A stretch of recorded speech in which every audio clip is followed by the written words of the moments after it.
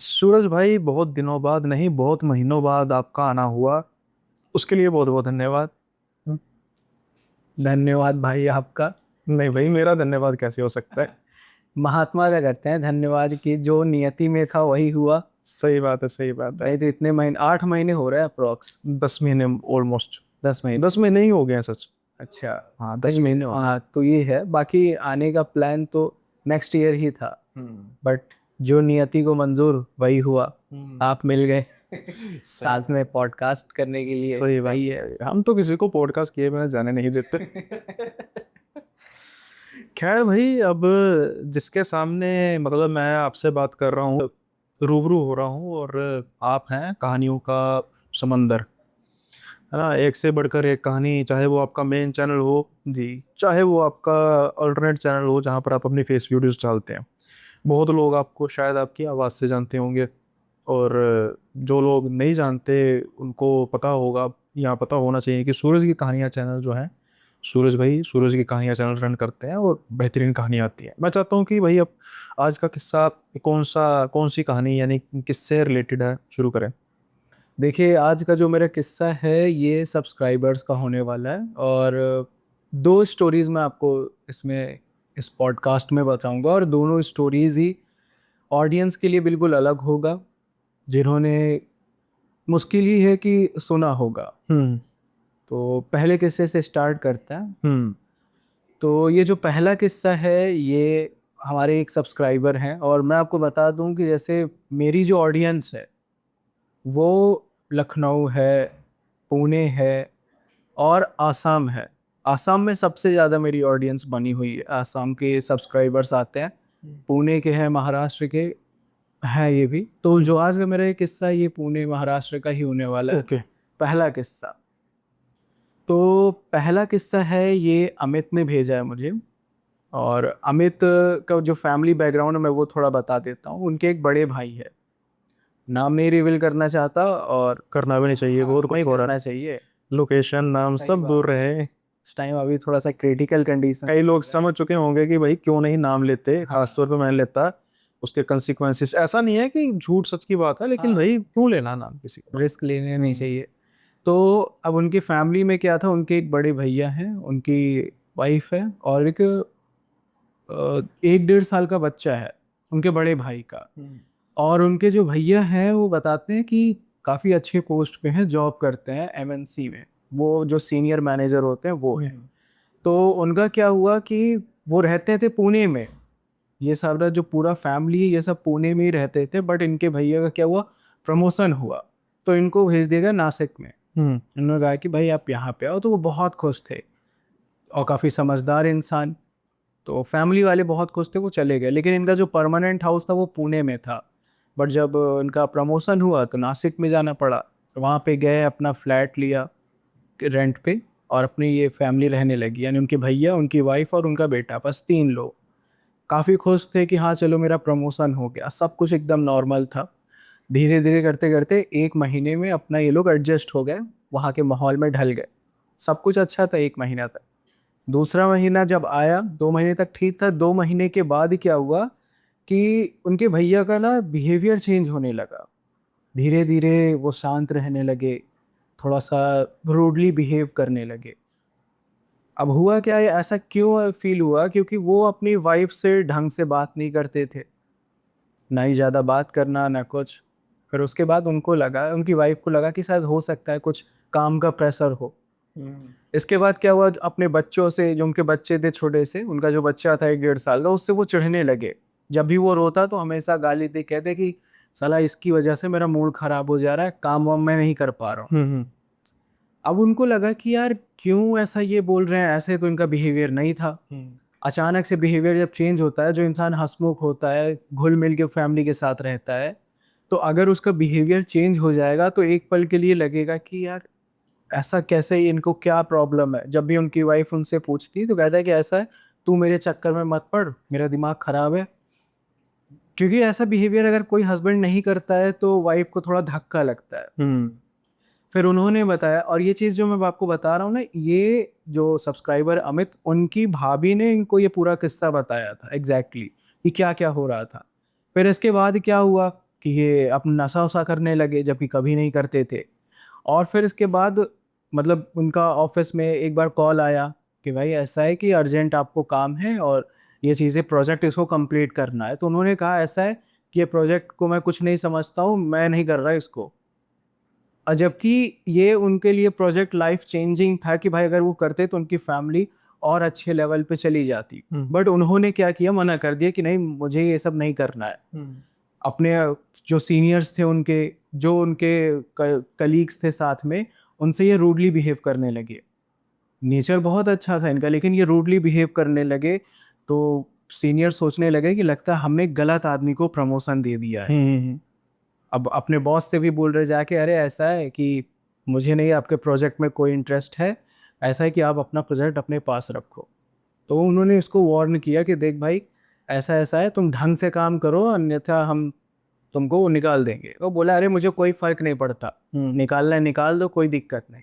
अब बॉस को आया गुस्सा, निकाल दिया। घर आए, अपनी वाइफ से कहा कि मैंने वो नौकरी छोड़ दी है। मेरा मतलब वो बोल रहे हैं कि मेरा टाइम वेस्ट हो रहा है, मेरे लिए 2 कौड़ी का वो है काम।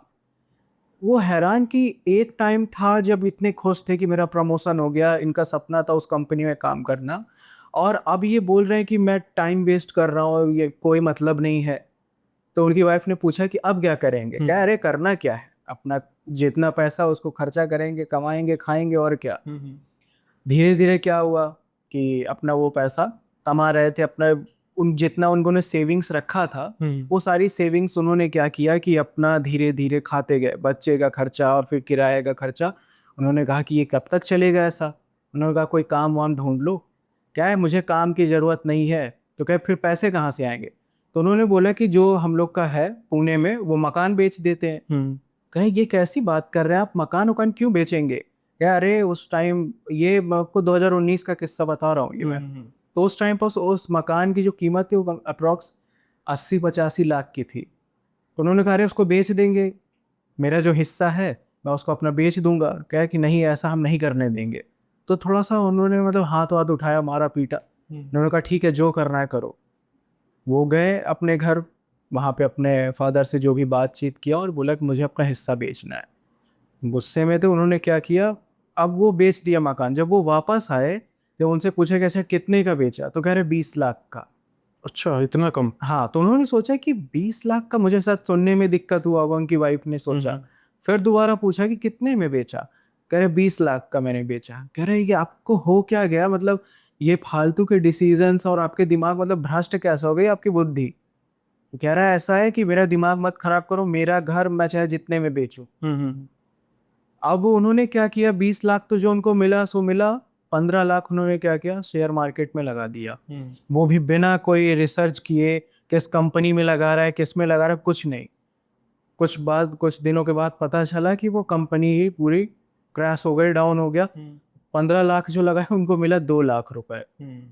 अब टोटल 7 लाख बचे। अब उनकी फैमिली भाई, अब उनके वाइफ जो है कहने लगी कि क्या हो गया, मेरे हस्बैंड को कुछ समझ में नहीं आ रहा।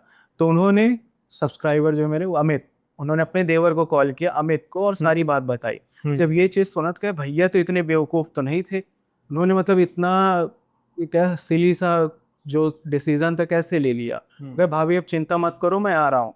जब वो गए तो उन्होंने सारी बात बताई कि तुम्हारे भैया को पता नहीं क्या क्या हो गया।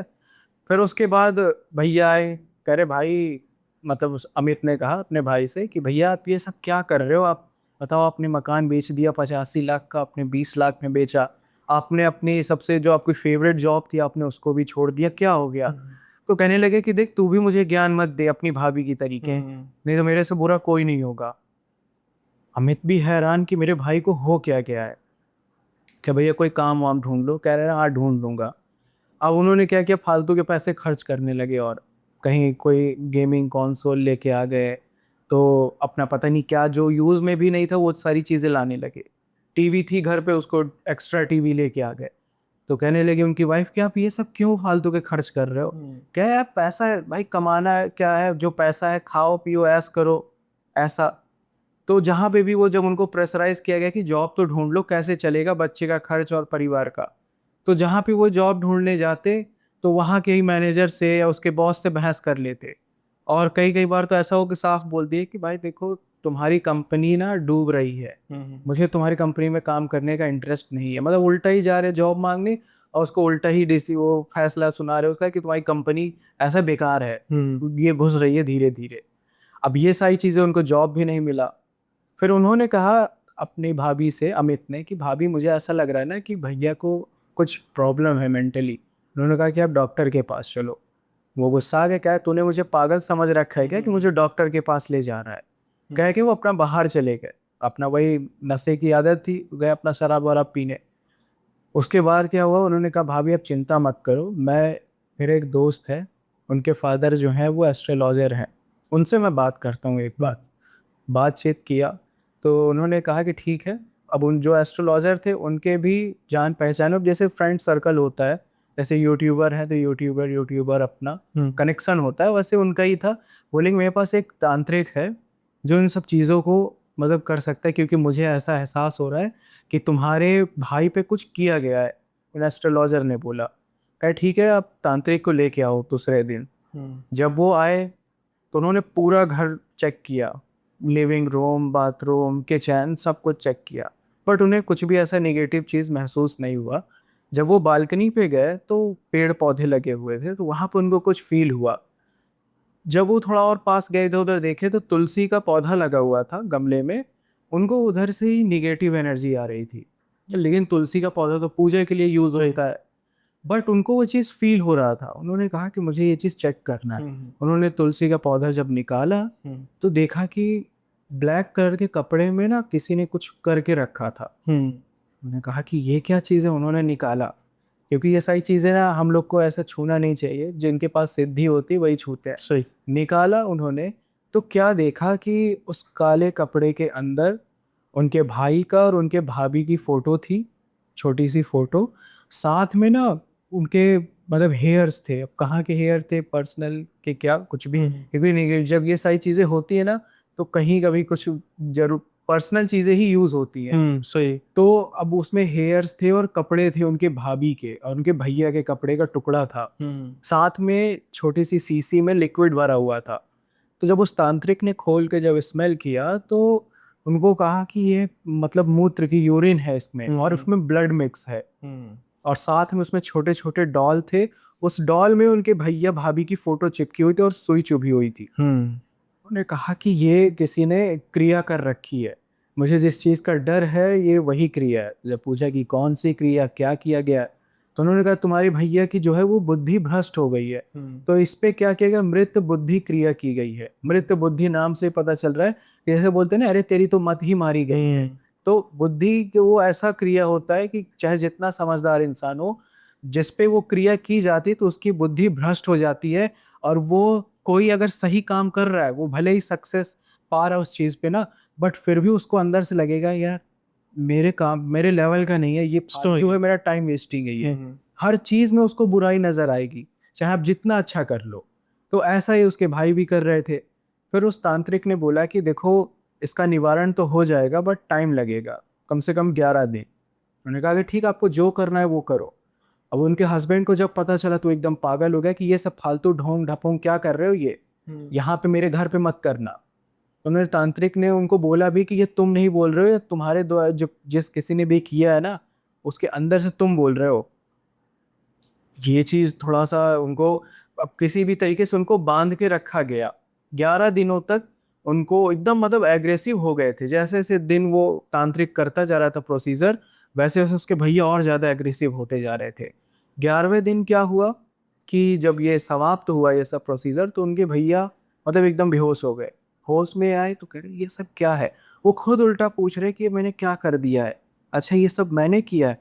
मतलब उनको कुछ पता ही नहीं कि ये सारी चीज़ें मैंने की हैं। बाद में इनकी भाभी ने उन तांत्रिक से पूछा कि लेकिन बाबा आखिर भाई हम किससे दुश्मनी थी हमारी, कौन ऐसा कर सकता है हमारे साथ। तो वहाँ के वॉचमैन से पूछा गया और भी लोगों से, तो वॉचमैन ने बताया कि आप लोग जब बाहर गए थे तो एक बूढ़ा आदमी आया था।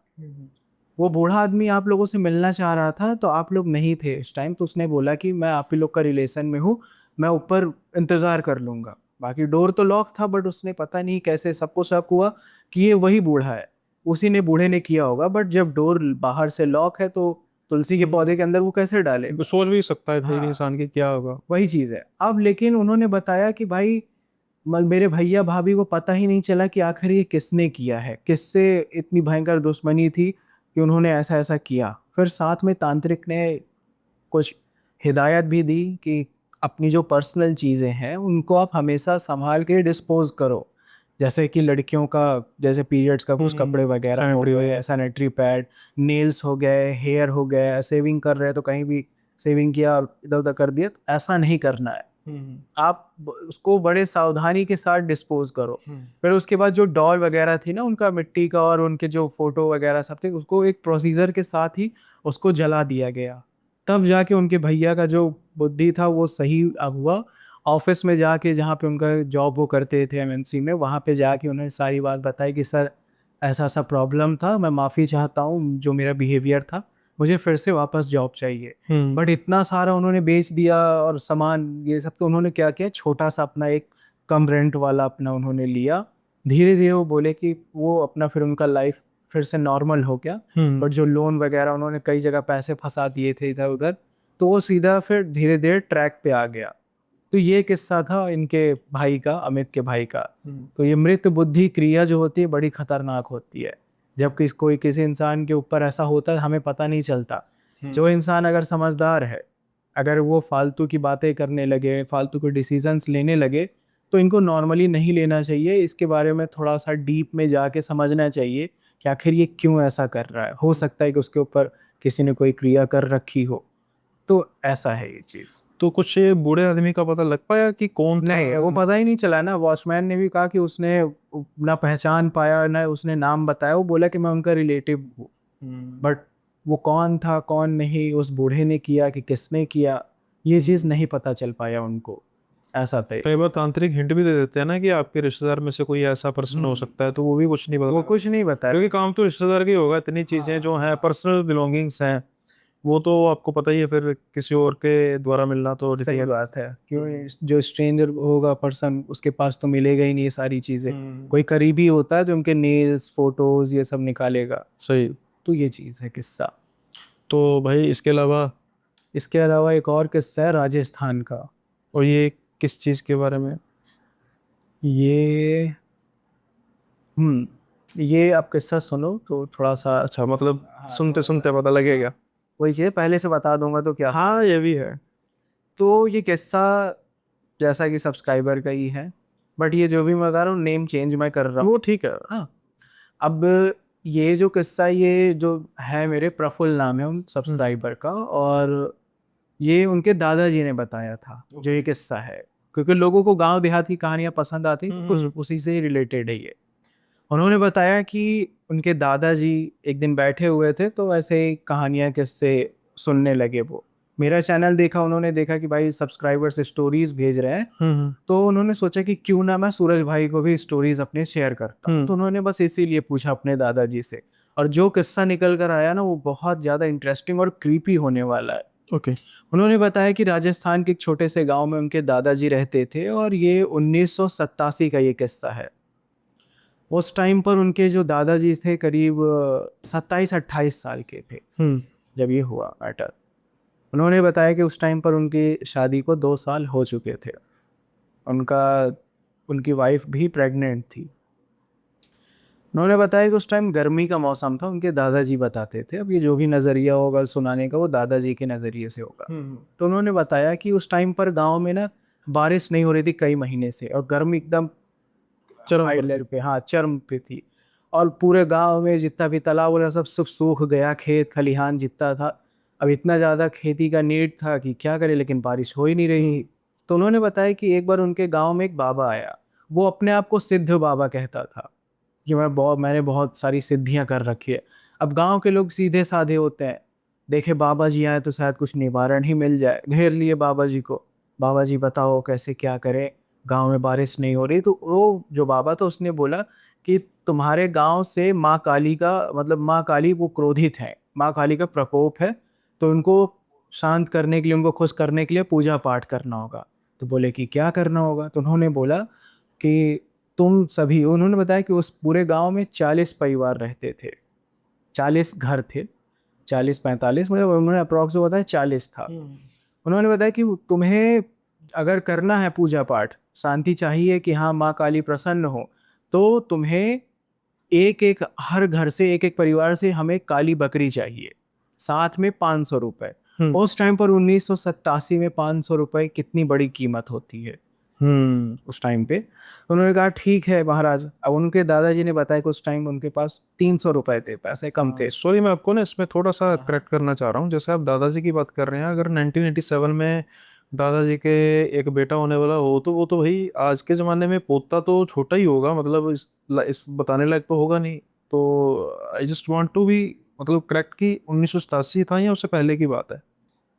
जैसा उन्होंने बताया 1987, क्योंकि मैंने भी पूछा ना, मुझे भी डाउट हुआ कि यार वो तो फिर जवान ही थे जब, लेकिन 1987 में वो 28 साल के थे। हाँ, तो अब 1987 में अगर 28 साल के भी हों तो वहाँ पर उनका बच्चा भी हुआ 1988 में। 55, हाँ मान के लोग 55 के अप्रॉक्स तो वो हो ही गए मन होंगे। पोता उनका बहुत छोटा होगा ना, या हो सकता है कजन दादाजी टाइप भी हों, हो सकता है, है क्योंकि ना? मैंने भी क्योंकि ये सवाल करेक्शन जरूरी किया। होती है साथ में। हाँ, मैं वही मेरे दिमाग में चल रहा था कि भाई। क्योंकि जब मैंने भी जब उस किस्सा सुना ना, तो फिर उन्होंने बोला नहीं भाई, तो मुझे लगा शायद हो सकता है कोई दूर के दादाजी हो, हाँ, क्योंकि ये कजन कजन वगैरह जो बड़ी हाँ पीढ़ी होती है ना, कईयों को हाँ। जैसे पता होगा पीढ़ियां बढ़िया होती हैं बहुत। और ऐसा भी होता है कि कभी कोई जल्दी शादी हो जाती है तो फिर ऐसा हाँ, होता अब है। जैसे मेरी भतीजी है, हम्म। तो मेरे मामा जी की लड़की है। तो जो मेरे मामा जी की लड़की है और मेरी भतीजी है, मेरे मामा जी की लड़की बेसिकली उसकी बुआ हुई। हम्म। तो वो 6 महीने छोटी है। तो वही चीज़ है ना हाँ, कि इस तरह के फिर कुछ और। थोड़ा सा, हाँ आप सही बोल रहे हो कि मतलब मुझे भी ऐसा ही लगा था, बट किस्से पे आते हैं, क्योंकि ज़्यादा डीप में घुसेंगे तो फिर पर प्रॉब्लम वो हो दूसरी जाएगा। एक और मेरे क्वेश्चन आ गया जो हाँ फिर अब व्यूअर्स तो कहेंगे, लेकिन करेक्शन, एक हर घर से काली बकरी मतलब सबके पास हाँ। बकरियां थी? गांव था, गांव में खेती होती होती थी, सभी के घर में बकरी थी, और नहीं भी होती तो लोग लेके आते। हाँ। ऐसा था कि वो उसमें चढ़ाना ही था। हम्म। उन्होंने बोला कि बलि लगेगी, और हर घर से एक एक काली बकरी, और हर घर से 500-500 रुपये लगेंगे। गांव वाले ने बोला कि हो जाएगा ना महाराज, सब सही। बोले कि चिंता मत करो, रात को 12 बजे मंदिर के पास जो खंडहर है वहीं पे ही ये क्रिया होगी, तो तुम सभी रात को 12 बजे काली बकरी लेके आ जाना। हम्म। उनके जो दादाजी थे, उन्होंने बताया कि उस टाइम पर उनके पास पैसे कम थे, 300-350 रुपये थे। तो उन्होंने अपनी बीवी से कहा कि कुछ जो भी है जेवर ओवर उसको गिरवी रख के हम लोग कर लेते हैं, बारिश वारिश हो जाएगा, खेत खलियान होगा, पैसे आएंगे तो फिर से अपना उसको छुड़वा लेंगे। हम्म। अब हुआ ये कि अपना किए इकट्ठा पैसा वैसा करके सभी रात को 12 बजे उस खंडहर पहुंचे। बोले कि कोई औरत नहीं आएगी, सिर्फ मर्द ही मर्द रहेंगे। हम्म। उसके बाद जब वो गए तो उनके दादाजी को ना डाउट लग रहा था। वो बोले कल सुबह तुम लोग आना, अब तुम लोग जाओ, क्योंकि ये जो पूजा है मैं इसको गुप्त रखना चाहता हूँ, ये गुप्त पूजा है, और गलती से भी कोई भी इसको छुप के ना देखे, जिसने भी छुप के देखा तो उसका जिम्मेवार वही होगा। अब सब कहे ठीक है महाराज। रात भर उनके दादाजी को नींद नहीं आई, क्योंकि उनको लगा कि कुछ तो है दिक्कत, कुछ तो डाउट है उनके मन में, बट उन्होंने कहा ठीक है देखते हैं। दूसरे दिन जब वो लोग गए तो देखा कि वही जो बाबा था, वो सफ़ेद चीज़ कुछ थी, दूर से दिखा कुछ सफ़ेद चीज़ों की वो पूजा कर रहा था। जब पास में गए तो देखा कि वो हड्डी थी। हम्म। उन्होंने कहा बाबा ने कि देखो ये हड्डी जो है, ये माँ काली का आशीर्वाद है, और इस हड्डी को तुम लोग अपने घर के जो मेन जो द्वार होता है वहाँ पे तुमको टांगना है, और हर रोज इसको गुलाब जल से तुम्हें छिड़क के इसकी पूजा करनी है। हम्म। अब दादाजी तो लिए, उन्होंने बताया कि उसमें हड्डी में ना जैसे छोटे छोटे मंत्र लिखे हुए थे ब्लैक कलर से। लेकिन उनके मन में सब गांव वालों ने टांग लिया, लेकिन उनके दादाजी ने नहीं टांगा। क्यों? क्योंकि हमारे जो सनातन में है धर्म में, उसमें हिंदू धर्म में ऐसा कि हड्डी की पूजा नहीं की जाती, हम्म। सही है। क्योंकि वो सात्विक नहीं है, हम्म। वो तामसिक चीज़ों में यूज़ होता है। हाँ। उनको डाउट हुआ, उन्होंने कहा, उनकी बीवी ने बोला जब उनकी दादी ने कि हाँ ऐसा ऐसा करते हैं टांग देते, कि नहीं, मेरे इजाज़त के बिना तुम इसको टांगना नहीं। उन्होंने क्या किया, उसको कपड़े में लपेट कर अपने घर के पीछे उन्होंने गड्ढा खोद के वो मिट्टी में दबा दिया। हम्म। सभी घर वालों ने टांगा। अब 3-4 दिन कुछ नहीं हुआ, उसी तरीके ही बीता। लेकिन 5वें 6वें दिन क्या हुआ कि अजीब चीज़ें होने लगी। अब जो फैमिली थी उनके गांव में, जो एक परिवार के साथ हुआ कि रात को 2-2:30 बजे औरत को कुछ अजीब सी आवाज़ आई। उसने देखा कि हड्डी से ना कुछ रोशनी निकल रही है। हम्म। उसने देखा कि हड्डी से रोशनी निकली, उसने अपने हस्बैंड को उठाया, देखा तो कुछ नहीं है। अरे बोले तुम्हारा वहम होगा, सो जाओ चुपचाप। वो सो गई। ऐसा वो सभी के साथ हो रहा था धीरे धीरे, बट पहले सब अनजान थे, किसी ने एक दूसरे को नहीं बताया था। फिर कुछ दिनों के बाद क्या हुआ कि दूसरे परिवार को ये फील हुआ कि उनका जो बेटा है वो बिस्तर पे नहीं है। देखा तो बेटे को ढूंढने लगे सब जगह, लेकिन नहीं मिला। फिर उन्होंने देखा आंगन में उनका बेटा खड़ा होके, जैसे ये मेन द्वार है और यहाँ पे खड़ा होकर वो हड्डी को देख रहा है और कुछ जैसे चैंट कर रहा है। वो अपने होश में नहीं है, वो बस अपने कुछ बड़बड़ बड़बड़ बड़बड़ लगाया हुआ है। अब उनको लगा कि यार ये क्या चीज़ है, मतलब क्या कर रहा है ये, होश में है कि नहीं। उन्होंने उठाया उसको, जब झंझोड़ा तो वो उठना चाहिए ना उसको कि होश में, वो बेहोश हो गया। सुबह जब उसको होश आया तो कह रहा है मम्मी क्या मैं यहाँ, मतलब मुझे कुछ याद नहीं है कल रात को क्या हुआ क्या नहीं। सब वही सब बच्चे 15-16 साल के उनके साथ ही हो रहा था। अब धीरे धीरे जब वो एक महिला ने बताया, जिस जिस मतलब जिसके बेटे के साथ हुआ, जब गांव में पानी वानी भरने के लिए गया अपना काम पे, तो वहाँ से ना एक महिलाएं होती हैं, एक दूसरे से बातचीत किया तो सबने कहा कि हाँ हमारे घर में भी हमारे बच्चे इस तरह हरकत कर रहे हैं। एक ने बोला कि बड़ी गंदी बदबू आ रही है, किसी ने बोला कि मुझे अजीब अजीब सी आवाज़ें सुनाई देती है, ऐसा लगता है कि कोई मेरे बालों को सहला रहा है, कोई मेरे कान के पास कुछ गुनगुना रहा है। तो अब ये चीज़ जब अपने अपने हस्बैंड से सबने बताया तो उन्होंने कहा हमें इसके बारे में बाबा जी से बात करनी चाहिए। वो उधर ही खंडहर पे ही बैठता था। बाबा जी के पास गया तो वो बोला कि देखो ये माँ काली तुम लोग की परीक्षा ले रही है, तुम लोग घबराओ नहीं, हिम्मत से काम लो। बोले ठीक है बाबा। वापस आए, फिर भी उसी तरीके हो रहा है, बच्चे फिर से उसी तरीके हड्डी को देख के बुन बुन बुन कर रहा है। लेकिन उस टाइम कुछ अलग था। वो बच्चे जो थे जब उसके पास गए उनके पेरेंट्स, तो वो बच्चे क्या बोल रहे हैं, कह रहे हैं कि ऐसा है कि तू मेरी बात मान ले वरना तेरे बच्चे को जिंदा नहीं छोड़ूंगा। अब जब ये चीज गांव के सभी औरतों ने जब आपस में बताया तो बोले कि सभी की आवाज ना वो सेम लग रही है, सेम डायलॉग्स, सेम आवाज। उन्होंने कहा कोई एक ही आत्मा है जो सभी बच्चों को ये पॉजेस्ड कर रही है। फिर से बाबा के पास गए, बाबा बोला कि तुम लोग परेशान मत हो, चिंता मत करो, ये तुम लोग अभी परीक्षा चल रही है, चिंता मत करो तुम लोग। बोले ठीक है। लेकिन उनके दादाजी को डाउट लग रहा था कि यार ये क्या है, मतलब मुझे तो कुछ गड़बड़ लग रही है। लास्ट में क्या हुआ, 10 दिन के बाद सभी बच्चे गांव के बीच चौराहे पे इकट्ठा हो गए, जितने भी घर थे, जो छोटे बड़े बच्चे थे सब इकट्ठा हो गए और अलग ही वो चैंट कर रहे हैं अपने में। जब उनके फैमिली वाले जब सुन के आवाज़ उठे, जोर जोर से चैंट कर रहे थे, जब पूरे परिवार वाले उठे तो गए, तो वो सभी बोल रहे हैं कि हमें सोना चाहिए, गोल्ड चाहिए हमें, नहीं तो तुम्हारे सभी बच्चों को जान से मैं मार दूंगा। उनके दादाजी बोले कि मुझे ऐसा लग रहा है कि ये बाबा का ही कुछ झोल है ये, क्योंकि भाई अगर कोई आत्मा है तो वो कैसे, सोना उसको किस काम का है। सही। अब वो लोग दूसरे दिन जब गए, किसी तरीके उसको उठा के बच्चों को होश में लाया गया। दूसरे दिन जब उस बाबा को ढूंढने गए तो वो बाबा जी गायब थे।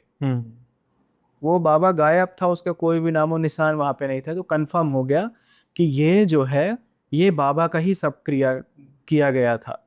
अब उनके दादा ने कहा ऐसा है कि मैंने देखो हड्डी तो नहीं टांगी थी, लेकिन तुम लोगों ने टांगा था इसलिए तुम्हारे घर में हो रहा था, मेरे घर में कुछ नहीं हुआ ऐसा। सबने कहा इस हड्डी को उठा के फेंक देते हैं। लेकिन जब वो हड्डी को उतारने गए तो ऐसा लगा कि वो दीवार पे ही चपक गया।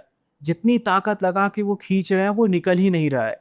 लोगों ने कुल्हाड़ी से, चाकू से उसको तोड़ने की कोशिश किया, उसको खुरचने की कोशिश किया, बट कोई उस पर फर्क नहीं पड़ा। उल्टा उसमें से ना हड्डी में से खून निकलने लगा, एकदम ताज़ा खून हड्डी में से।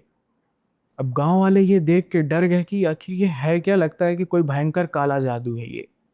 अब दूर के दूसरे गांव में वहां पे एक बाबा रहते थे, उनको बुलाया गया। वो बाबा जब आए तो कहे कि ये मुझे लग रहा है किसी ने काला जादू कर रखा है, क्योंकि जिस प्रकार से इस हड्डी में जो मंत्र लिखे गए हैं ये काले जादू में प्रयोग होते हैं। तो उन्होंने सारी घटना बताई कि ऐसा ऐसा हमारे गांव में एक बाबा आया, उसने ये सारी चीजें की। वो बोले कि वो ठग था, लेकिन वो जो काला जादू करके गया था वो हड्डी पूजन था।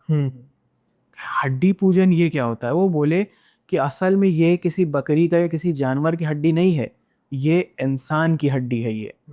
और जो ये इसने काला जादू किया है, ये कब्र से जाकर उनकी हड्डी निकाल कर उस पे काला जादू जो हड्डी पूजन होता है उसका ये प्रयोग करके ये इसी तरह लोगों के घर में जा जाके सबको हड्डी किसी न किसी तरीके से देता है। और जब गांव वाले परेशान होने लगते हैं, उस परिवार जब वो परिवार परेशान होने लग जाता है, तो ये उनको और डरा कर उनसे और पैसे ऐंठता है ये। लेकिन उसका पर्दा इस बार जल्दी फांस हो गया। इसकी वजह से वो वहां से भाग गया, क्योंकि तुम लोगों को पता चल गया था कि ये बाबा जो है ये धोखा दे रहा है। क्योंकि अगर ये रुकता तो मुझे नहीं लगता कि तुम लोग उसे जिंदा छोड़ते। इसलिए वो भाग गया। फिर उन्होंने कहा बाबा इसका निवारण क्या है? उन्होंने बोला कि इसके लिए पूजा पाठ करना होगा। तो गांव वालों के मन में था कहीं ये बाबा भी तो ढोंगी नहीं है, सही क्योंकि एक बार अगर हो गया तो दोबारा आदमी डाउट करता है। सही सही। तो उनके दादाजी ने बोला कि देखिए बाबा, हम आप पर भरोसा कर रहे हैं, ऐसा ना हो कि आप भी उन्हीं की तरह हो। कहे कि देखो चिंता मत करो, एक मछली पूरे तालाब को गंदा करती है, वो वाला हाल है, इसलिए मैं ऐसा नहीं करता, ना ही मैं तुमसे पैसा लूंगा बस। तो बोले कि हाँ ठीक है। पूजा पाठ किया, फिर वहां से उन्होंने हड्डी इकट्ठा पूरा किया और एक पूरा हवन टाइप का बनाया और सारी हड्डी उसी में ही जला दी। इसके बाद से फिर सारी चीज़ें एकदम नॉर्मल हो गई। उन्होंने कहा कि महाराज लेकिन बारिश कैसा क्या है? तो उन्होंने कहा कि देखो जो है वो अपने नियम से ही होगा, जब बारिश होना होगा तो वो होके ही रहेगा। आप लोग फालतू में अंधविश्वास में आकर जो भी आ गया, कोई भी बाबा बोले कि इतना पैसा दे दो, ये चढ़ा दो इसकी बलि, बारिश होगा, तो इन सब से आप सावधान रहें। क्योंकि ये अंधविश्वास जो है, लालच और अंधविश्वास जो है बहुत खराब चीज़ होती है, क्योंकि इंसान को इसमें अंधा कर देता है। सारी चीज़ें जब समझाई तो फिर उन्होंने बताया कि कुछ महीने के बाद ऑटोमेटिक ही बारिश हुई, फिर सारी चीज़ें नॉर्मल हो गई। तो उन्होंने बताया कि सूरज भाई आपको मैंने ये किस्सा इसलिए सुनाया, भले ही बहुत पहले का है, लेकिन इस चीज़ में हॉरर कम, लेकिन एक चीज़ ये है कि लोगों को कुछ सीखने को, कुछ जानने को मिल रही है कि कभी भी कुछ चीज़ें होती तो ज़रूरी नहीं कि वो पैरानॉर्मल ही हो, कुछ चीज़ें नेचुरली भी होती हैं। तो अंधविश्वास से बचना चाहिए हमें, खासकर जो आपको जल्दी सक्सेस दिलाने का वादा करें, उनसे तो खासकर बचना चाहिए। तो ये था प्रफुल्ल के दादाजी का किस्सा। बाबा तो 20,000 ले गया, 40 करोड़ से, बाकी 500 जोड़ रहा था। वो बेचारे जोड़ते रह गए। अब और बकरी जो है, बकरी बेचे होंगे, बकरी उसका अलग पैसा। हाँ, बकरी अलग से। तो ये था किस्सा। बाबा ने पूरी, जैसे कहते हैं ना, सारा गांव कन्वर्ट कर लिया शेयर्स में। अब वो ये था कि सोचे कितना गांव से वो लपेटे होंगे। हाँ, 500 यहाँ मांगा किसी से, 1000 किसी से। तो ये तब का जमाना, तब कम्युनिकेशन इतना नहीं होता था, हाँ, तो गाँव के आज ज्यादा पता नहीं लगता बता था सके एक दूसरे कि को। हाँ भाई ये भाई ठग है। जैसे और एक ये न्यूज़ में आ रहा ना कि दिल्ली में कोई औरत है, वो पहले उस तरीके घर पे जाती है कि हाँ, पहले आपसे कहेगी बहन पानी पिला दो, बहुत प्यास मुझे नहीं लगी है। पता। फिर कहेगी कि दवा दवा का ऐसे फ़ोन लगाएगी और बोलेगी कि हाँ मेरे पास वो 2 कैप्सूल है, 1 टैबलेट है। यानी कि वो फैमिली मेंबर्स को बता रही है, 2 कैप्सूल यानी कि 2 लेडीज़ हैं, 1 टैबलेट यानी कि 1 आदमी। हाँ, और फिर वो फ़ोन करेगी और आपको बात में अरझाएगी और फिर आएंगे, लूटपाट करेंगे और भाग जाएंगे। ये किस्सा बहुत ज़्यादा वायरल हो रहा था। तो अब जैसे अब न्यूज़ है आ गया तो सभी को पता चल गया, एक गांव में हुआ। तो अगर उस टाइम पर ऐसा होता तो पता चल जाता कि हाँ भाई ये ठग आ रहा है ऐसा। पता दूसरे चलता भी तो गाँव क्या वाले भी। होता, लोग फिर भी बेवकूफ़ बनते हैं, आज भी तो बन रहे हैं। सही बात है, ये चीज़ तो है। इतना कुछ होने के बावजूद भी लोग बल्क में बन रहे हैं। सही बोल रहे हो आप कि अंधविश्वास जो है कभी, चाहे जितना अपडेटेड वर्जन आ जाए युग का, बट जो अंधविश्वास है वो हमेशा बरकरार ही रहेगा। सही बात है। लोग कहीं ना कहीं लोगों के मन में रहता ही है। ये दुकान चलती रहेगी ऐसे ही। आपको कई मैसेज आते होंगे, हमारा ये मसला हल करा दो, ये करा दो। कितनी बार आया है। और मतलब ऐसे कई सारे ऐसे सब्सक्राइबर हैं। अब जैसे क्या है कि मैं ब्लैक मैजिक से रिलेटेड या ऐसी अजीबोगरीब साधनाओं के बारे में, मतलब मैं स्टोरीज बताता रहता हूँ। अब कितने, 1-2 लड़कियां तो हैं जिन्होंने कमेंट किया, मतलब मेरे में डीएम किया था कि सर ऐसा है कि मेरा जो एक्स है वो मुझे छोड़ गया है, मैं उसको वापस लाना चाहती हूँ, तो कुछ क्रिया करिए, मेरे एक्स को वापस लाइए। आप थंबनेल बना देना, महबूब आपके कदमों में। मैंने बोल दिया कि देखिए मैं XYZ को मैं वापस नहीं ला सकता, और ना ही मैं ये सब काम करता हूँ। मैं केवल नरेटर हूँ, स्टोरी टेलर हूँ, वहीं तक हूँ मैं। बाकी आप सोचो कि मैं कोई साधना वगैरह करके XYZ को मैं वापस लाऊं, तो ये मेरे हाथ में नहीं है। मुझे बहुत आते हैं मैसेजेस। आता है ये चीज़ कई सारे, लेकिन उनको, ऑडियंस को समझने में प्रॉब्लम हो जाती है ना कि भाई हमें समझना चाहिए कि ये नरेटर है, ये पॉडकास्टर है, तो इनके पास कहाँ तंत्र विद्या या फिर ऐसा कुछ होगा। बट कुछ लोग सोचते हैं कि लाओ करते हैं, बताते हैं तो शायद कुछ कर ही देंगे ये उम्मीद। तब इतना बन चुका है कि कुछ ऐसे पॉडकास्टर्स के बारे में पता लगा है, वो क्या करते हैं कि पेमेंट लेते हैं और जैसे मीडियोकर बन जाते हैं। हम्म। अब जैसे एक पॉडकास्टर को, जैसे कई लोग नहीं सीधा उससे बात करेंगे एक किसी तांत्रिक से, है ना, हम्म। पॉडकास्टर पे विश्वास करते हैं ना। पॉडकास्टर को मैसेज आता है कि सर ऐसी ऐसी हमारी समस्या है, तो आप करा दीजिए, वो कहता है करा देंगे। अब वो बात की जैसे जो सुनने 5 लाख लगेंगे, ठीक है, अब 5 लाख में से 2 लाख उसका होता है, 3 लाख बाबे का होता है, दोनों ऐश करते हैं, वो बेचारा जो जिसने किया। तो अभी मैंने रिसेंटली 2 दिन तांत्रिक का पॉडकास्ट किया, तो मुझे मैसेजेस आए थे कि इनसे कांटेक्ट करना चाहिए, तो मैंने कहा भाई अपनी रिस्पॉन्सिबिलिटी पे करो, मेरे लिए सबसे सुप्रीम पावर वो है। हम्म। मैं उनका पॉडकास्ट सिर्फ इसलिए कर रहा हूँ कि जो सिक्के के 2 पहलू होते हैं, हम्म। तो उनका क्या पहलू है वो भी अपने तरीके से समझाएं। ऐसा नहीं है ना कि मैं अपने अपना जो मेरा ये स्टेज है यहाँ पर मैं सिर्फ डिमोरलाइज इनको करूँ। हो सकता है कोई चीज़ें, हाँ कुछ चीज़ें मुझे भी पता लगी, ऐसे नहीं है, जो जिनके बारे में मुझे नहीं पता था, तो कुछ हद तक मैं भी सेटिस्फाइड था, लेकिन ये नहीं कि मैं किसी को रिकमेंड करूंगा। सही बात है। भाई मैं हमेशा ये कहता हूँ कि अगर भाई आपको ठीक लगे अपनी मर्जी से आप देख लेना। और यही चीज़ है कि मुझे भाई कोई ये नहीं कह सकता कि भाई आपने रिकमेंड किया था, मुझे डीएम आते हैं, मैं सीधा कहता हूँ भाई मैं पहली बात तो मत जाओ, हाँ, सीधा मैं बोलता हूँ मत जाओ। मैं तो मेरे में भी आते हैं। जैसे मैं अपने जो सेकंड चैनल पे हम्म। मैं पॉडकास्ट बीच में कर रहा था, बट 3 महीने से अभी उस पर नहीं कर रहा हूँ। बट हम्म। अभी फिर से कंटिन्यू आना है उस पर। तो हारून बाबा है, अरे हारून बाबा तो आपके बड़े फेमस है वो। उनका पॉडकास्ट मैंने किया भाई। 500 से भी ज़्यादा मेरे में डीएम आए। कमेंट्स आप चेक कर लोगे खुद, आपको पता चल जाएगा, इतने सारे कमेंट्स। भाई हारून बाबा का नंबर दे दो, भाई इनसे एक बार कांटेक्ट करा दो। हम्म। कोई तेलंगाना से, कोई चेन्नई से, पता नहीं कहाँ कहाँ से लोग कह रहे हैं। मैं अब साफ बोलता हूँ कि उनसे मेरा कांटेक्ट नहीं है। क्यों? क्योंकि वो अब चले गए हैं सऊदी, हम्म। और वहाँ पे उनके बच्चे रहते हैं। तो जो भी उनसे बातचीत होती थी, तो उनके उनके लड़के को ही मैं कॉल करता था। अब भाई उन्होंने मुझे नंबर दिया है, हम्म। तो अब मैं सबको बांटता थोड़ी ना नहीं नहीं नहीं फिरूंगा। नहीं, वो तो भाई बहुत ऐसी गलत बात है। गलती क्यों आदमी करेगा? सही है, सही है। उल्टा जो इज्जत मेरी बनी हुई है वो भी उतर जाए वहां पे। यही रेपुटेशन ही तो मैटर करती है ना। मतलब हम शॉर्ट टर्म में चाहे पैसा कमा सकते हैं, लेकिन हाँ, वही रेपुटेशन कहाँ से जाएगी? वही चीज है रेपुटेशन ना। सारी उम्र आपको खिलाएगी। भले ही मैं जानता हूँ कि हाँ उनके पास पावर है, वो ये सारी चीजें करते, क्योंकि मैंने खुद देखा अपनी आंखों से हम्म। उनके जो चमत्कार हैं। बट मैं नहीं चाहता कि मैंने चलो जो देखा सो देखा, कल को मान लो 100 में से अगर वो एक दो को नहीं कर पाए नहीं तो कर वही पाए, शोर मचाए। वही शोर मचाएंगे कि अरे आप पे ट्रस्ट किया और आपने ऐसा ऐसा बताया, ये तो ढोंगी है, ये है वो है। मैं ऐसा नहीं चाहता, साफ मैं मना करता हूँ भाई, उनसे कोई कांटेक्ट नहीं। और सच में नहीं होता कांटेक्ट जल्दी। अभी ना एक ने मुझसे कांटेक्ट किया था, तो ऐसे ऐसे उन्होंने पॉडकास्ट करना, तो उनकी प्रोफाइल अच्छी है काफ़ी। तो मैंने कहा ठीक है। फिर ना मैंने थोड़ा सा उन पर रिसर्च करना शुरू किया, यानी कि जो पॉडकास्ट वगैरह पे करने शुरू किए, तो वहाँ पर मल्टीपल कमेंट्स थे कि भाई इन्होंने पैसे ले लिए, काम नहीं किया, पैसे, और पैसे भी कुछ छोटे मोटे नहीं, किसी से 5 लाख, किसी से 8 लाख, यहाँ यहाँ तक।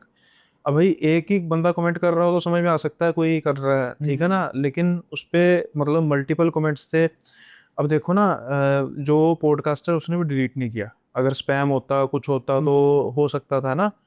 तो फिर मैंने सोचा कि नहीं भाई, ऐसे लोगों को प्लेटफॉर्म देके तो अपना ही मतलब अपने ही डिमोरलाइज सही करना वो बात है। करना, तो मैं नहीं कर सकता। उल्टा लोग आपके वो करेंगे। हाँ भाई, मुझे कम कमाना मंजूर है या ना कमाना मंजूर है, रेदर देन कि ये ठप्पा लगाने पे भी ये इनके साथ मिला हुआ है ना।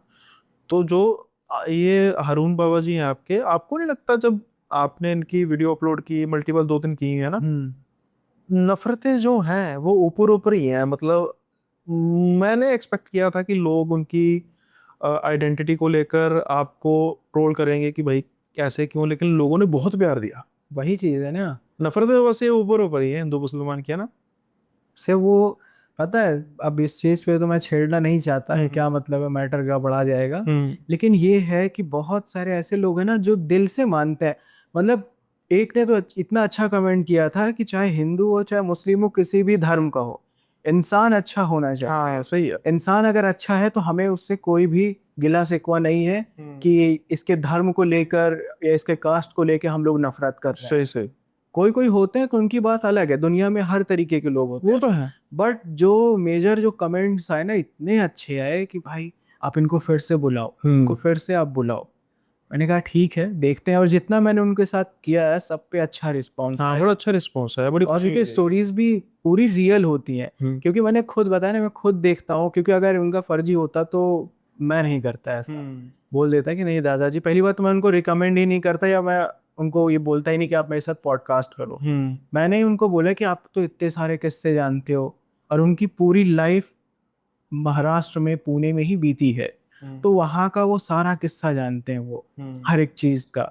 और उनके पास ऐसे ऐसे एंटिटी के बारे में है, उन्होंने चिल्ला काट रखा है सब कुछ। चिल्ला वही जैसे हम लोग 40, ना बोलते हैं। 40वां कहते हैं, हाँ, 40 दिन। 40 दिन। लेकिन उन्होंने कभी क्लियर नहीं बताया, क्योंकि कहते हैं कि ये सब चीज़ों के बारे में नहीं बताना बताना चाहिए, उनका सीक्रेट। वो खो जाता है, जो उनकी हाँ, सिद्धि है वो। कम होती है शक्ति फिर। हाँ, तो इसलिए मैं उनको फोर्स भी नहीं करता, ना ही उनसे कुछ वो मैं करता हूँ। बाकी उन्होंने हमजात का भी किस्सा कवर कर रखा था। और हेला भूत होता है। ये कौन सी चीज़ है भाई? हेला, आपने, जैसे कास्ट होती है अच्छा, भूतों आपने, की भी कास्ट होती है? हाँ, मतलब वो जो बनता है हेला, हेला एक कास्ट होता है। जैसे कि तेली होते हैं ना, तेलिया मसान जो होता है, तो वो जो जो जात का तेली होता है उसकी खोपड़ी से तेलिया मसान बनता है। उसी तरीके जो हेला होता है, हेला भी एक तरीके का कास्ट है। हम्म। तो हेला भूत वो बनता है, बड़ा वो खबीस टाइप का होता है वो। इससे रिलेटेड है किस्सा आपके पास कोई? से रिलेटेड छोटा सा है, बट उन्होंने ही बताया था मुझे। Okay okay. ज़्यादा बड़ा नहीं है किस्सा, बता रहा हूँ, छोटा सा है। उन्होंने बताया था पॉडकास्ट पे कि उनको जैसे पोजीशन है जहाँ पे भी उतारने के लिए उनको बुलाया जाता है। हम्म। जहाँ पे वो गए ना, तो जिस पे उनको शक था, उनकी बेटी कई दिनों से बीमार चल रही थी, हम्म। और वो अजीब अजीब सी हरकतें कर रही थी।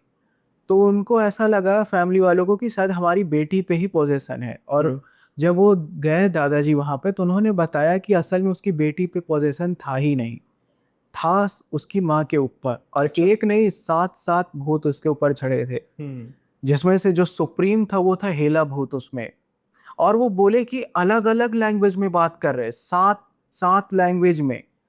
और एक होता है जिसको इत्र आपने सुना होगा, इत्र जो नॉर्मली लगाते हैं सेंटेड वाला। एक आता है, आपने रील्स पे भी देखा होगा कि एक रील्स पे दिखाता है, जो देखे होंगे तो वो कमेंट करेंगे कि एक हाथ में पहले सेंटेड वाला इत्र लगाते हैं, सूंघता है लड़का, कहता है हाँ बहुत अच्छा है। एक में लगाता है तो सर तुरंत ही पकड़ लेता है, एकदम झन्ना सा जाता है। उसमें भी अलग अलग इत्र आते हैं। एक होता है जैसे भूत दाना, चंडाल दाना, चुड़ैल दाना, प्रेत दाना। ये सब होते हैं ना इत्र, जैसे जिसके भी बॉडी में पोजीशन है, उसको जैसे ही वो स्मेल करेगा, नॉर्मल इंसान करेगा तो हम झंझना जाएगा, वो कुछ नहीं होगा। लेकिन जिसके अंदर होगा, तुरंत जैसे ही झंझनाएगा ना बॉडी पूरा, तुरंत पट्ट से वो बाहर आ जाएगा। उसके अंदर का जो भी घोस्ट होगा, तुरंत वो बाहर आएगा और वो अपना असली रूप दिखाएगा। और जैसे ही उन्होंने किया तो उनकी बेटी को कुछ नहीं हुआ। भगवान जाने कि उस शायद कुछ टाइम के लिए उसकी बेटी पे था, फिर वो तुरंत आ गया दूसरी बॉडी पे। ऐसा भी हो सकता है कि जो प्रेत था वो उनकी मम्मी पे आ गया। अब वो अलग अलग लैंग्वेज में बात करे जा रहा है, वो जो भी उनकी मम्मी पे था। तो बोले ऐसा है कि तू छोड़ दे, नहीं तो फिर मेरे से बुरा कोई नहीं होगा। तो पहले वो खड़ा था, दादाजी बताया कि मैं बैठा हुआ था ऐसे चेयर पे, वो पहले खड़ा था। उसके बाद कहा कि वो एकदम गुस्से में उनको घूरे जा रहा है, कह रहा चल बैठ। वो उनके सामने चेयर पे बैठ गया। अब वो उनकी आदत है, वो गाली दे के सीधा बात करते हैं। हम्म। गाली दे, कहा कि तेरी औकात है मेरे मेरे बराबर में बैठने की, नीचे बैठ, नहीं यही चप्पल उतार के तुझे मारूंगा। तो वो नीचे बैठ गया। नीचे बैठा, फिर उन्होंने पता नहीं क्या पढ़ के अपना ऐसे ऐसे माथे पे वो कट उट लगा के अपना, आयतुल कुर्सी से। हाँ, ऐसा पूरा कट लगाया। तो एकदम से वो झंझना गया, एकदम ऐसा पूरी बॉडी एकदम वो हो गई, एकदम घूरे जा रहा। बताए, वो पूछ रहे बता कौन है तू, और कहाँ से तुझे ये, तूने इसको कहाँ से पकड़ा है। फिर उसने बताया कि इसके घर के पीछे जो गढ़ही है, गढ़ही मीन्स पता आपको, जो गढ़ही तालाब जो होता है गड्ढेदार में, उसको बोलते हैं गढ़ही तालाब। ऐसा कहे, वहां से मैं इसको पकड़ाऊंगा। अच्छा। कहे कि तू वहां पे कैसे तू आया। तो उसने बोला कि मुझे एक लड़के ने मार के फेंका था, दोस्ती यारी में था। उन्होंने फिर उसने बताया ये किस्सा कि उनका ही दोस्त, वो बताया कि मैं खाना खा रहा था, तो अब वो पता नहीं उसके दोस्त के साथ क्या दुश्मनी थी क्या नहीं, उसको खाना खाते टाइम ही बुलाए और उसको गए चल घूमने चलना है, किसी काम से बहुत ज़रूरी है, लेके उसको गए। और उसके बाद उसको खिलाया पिलाया, जो भी नशा कराया। और उसको उधरी से कह रहे कि मेरे ऊपर 41 बार चाकू से वार हुआ और मुझे इसी तालाब में फेंक दिया। ओके। और वो कास्ट का था हेला। अच्छा। वही कास्ट का वो मरने के बाद इस ये जब ये औरत आई, इसने कुछ सामान फेंका उस तालाब के पास क्योंकि बंद था, हम्म। पुराना एकदम तालाब, काई वाई पूरी लगी थी। इसने ये फेंका और इस औरत के बाल खुले थे। हम्म। तभी ये मुझे पसंद है और मैंने इसको पकड़ लिया। हम्म। फिर उसके बाद धीरे धीरे उन्होंने प्रेत को पकड़ा और अपने साथ साथ इसने बोला कि जो ये और है 6 लोग, ये कहाँ से आए। कह रहा मेरे को नहीं पता, हम्म। लेकिन सबको मैंने अपने से बुलाया है, न्योता मैंने इनको दिया है कि इस शरीर को मुझे पूरा खाना है। तो अलग अलग जगह से इस सबको बुला के, वो मेन हेला जो था वो सुप्रीम था, लीडर था उन सभी का, और उसने ही अट्रैक्ट कर करके उन सभी को किया था। फिर एक एक करके सबको निकाला गया वहां से, तब जाके वो औरत मतलब एकदम सही हुई। तो ये होता है हेला जो होता है ना, अगर किसी की बॉडी पोजेशन है और अगर उसमें उनकी बॉडी पर अगर हेला है तो हेला सबसे मेन लीडर वही होता है। हम्म। ऐसा उसके अंदर इतनी पावर होती। बाकी हेला का कॉन्सेप्ट और मुझे क्लियर नहीं, बट ये किस्सा उन्होंने जो मुझे बताया, मैंने हूबहू ऐसा आपको बताया ये चीज़। तो ये था मैटर हेला का। सूरज भाई, आप भी आपने, आपका चैनल भी काफ़ी पुराना है ना? 4 साल हो गए। 4 साल पुराना चैनल है। आपने सैकड़ों कहानियां नरेट की हैं ना? उसमें से कई फिक्शनल कहानियां भी होती हैं जो आप बिल्कुल साफ कहते हो कि हाँ हाँ, मैं फिक्शनल है साफ ना, कहता हूँ कि ये फिक्शनल भी है। फिक्शनल है। चलो हम उनकी बात छोड़ देते हैं, लेकिन कुछ ऐसे किस्से जिनको जब आपने सुना, पढ़ा, और ये भाई आपके लिए हो कि भाई ये तो सबसे यूनिक है। अब मैं ऐसा नहीं कह रहा कि आपके एग्जाम्पल के तौर पे 1000 वीडियो होगी, एक ही वीडियो होगी। अब जैसे मैंने भी, मेरे भी 300 से ज़्यादा एपिसोड्स होने को हैं, और उसमें से ऐसा नहीं है कि एक ही यूनिक है। कुछ ऐसे 15-20 किस्से हैं जो बड़े यूनिक हैं, मतलब one of its own kind से कहते हैं ना, वो चीज़ है इनका कि भाई ये तो सुन के तो भाई ऐसा लगता है कि ऐसा कुछ हो ही नहीं सकता, है ना? आपके दिमाग में कुछ ऐसा किस्सा आ रहा है यार, यार ये किस्सा ना बहुत ही ज़्यादा अजीब था, मतलब कैसे हो सकता है ऐसे? अच्छा यार, मतलब अब क्या होता है कि हमारा काम है, हम सुन के नरेट करके अगले किस्से की तरफ चल रहे हैं, लेकिन एक ऐसा किस्सा कोई हो जिसमें आपका दिमाग वहां पर बंद गया हो, बार बार रह रहा है कि आपके दिमाग में वो चीज़ चलती हो कि यार ये कैसे, ये कैसे। एक किस्सा है, बहुत सारे किस्से हैं। हाँ, उन वो ना, मैं कह रहा हूँ उनमें से एक। तो एक कोंदा भूत होता है, अच्छा। और ये छत्तीसगढ़ में पाया जाता है। हम्म। ये वाला जब मैंने सुना था ना कोंदा भूत के बारे में, तो मतलब बड़ा अजीब सा ये किस्सा था। और ये मेरी राइटर है छत्तीसगढ़ में, हम्म। उन्होंने ही मुझे बताया था। अच्छा। मैंने कहा कि देखिए आप फिक्शनल मत लिख के बताना। हम्म। उन्होंने कहा मैं स्टोरीज आपको नहीं दे रही हूँ, मैं अपना कुछ एक्सपीरियंस बता रहे। एक्सपीरियंस मैं आपको बताना चाह रही हूँ। हम्म। तो उन्होंने बताया कि ये चीज़ ना उनकी फ्रेंड के साथ हुआ था, बट मुझे यकीन नहीं हो रहा है कि मतलब इतना भी खतरनाक वो हो सकता है। कोंदा भूत पहली बार मैंने नाम सुना था। हम्म। उन्होंने बताया कि ये जो कोंदा भूत होता है असल में ये ब्लैक मैजिक में यूज़ होता है, हम्म। और ये 2 तरीके से यूज़ होता है। पहला तो ये कि ये लड़कियों पे अट्रैक्ट होता है। हम्म। उन्होंने बताया कि अच्छा ठीक है, मैंने कहा सुन रहा था उनकी सारी बातें, बट आगे मैं आपको बताता हूँ। पहले एक छोटा किस्सा, फिर उसके बाद हाँ ही सही। कोंदा भूत के बारे में बताऊंगा।